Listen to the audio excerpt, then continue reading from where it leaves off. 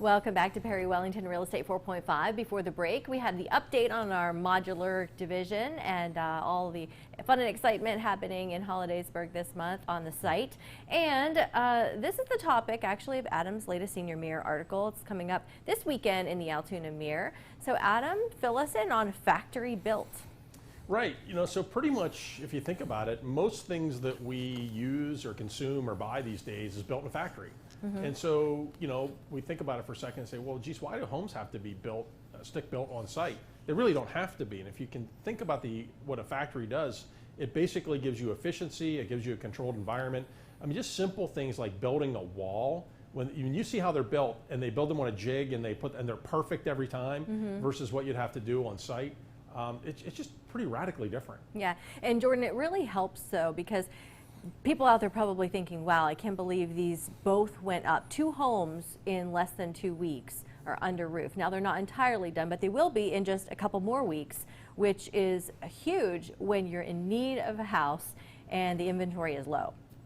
Yeah, it really is. And the time frames on a traditional stick-built home just can't compare to the efficiency that you see with modular. So yeah, well, we wanted to stress the fact that these are custom homes, and we're going to show you some of the ones that we are thinking about putting up on these lots. Some of them are up already, and I think this one is Jordan's that's sold, right? Yes, sold that's already. correct. Yeah, Yep. But I just learned something that I didn't even know in the commercial break, that you can take any floor plan that you even see just out and about anywhere, and they can customize them to a modular design. Yeah, so they can build them modular. They can basically, and you think about, when you talk to modular folks, they talk about this notion of a box. Yeah. And so how many boxes would it be? But you could pretty much hand them any design and they'll say they can convert it to a modular build. So it gives you the efficiency of a modular build, but gives you the flexibility of something very custom.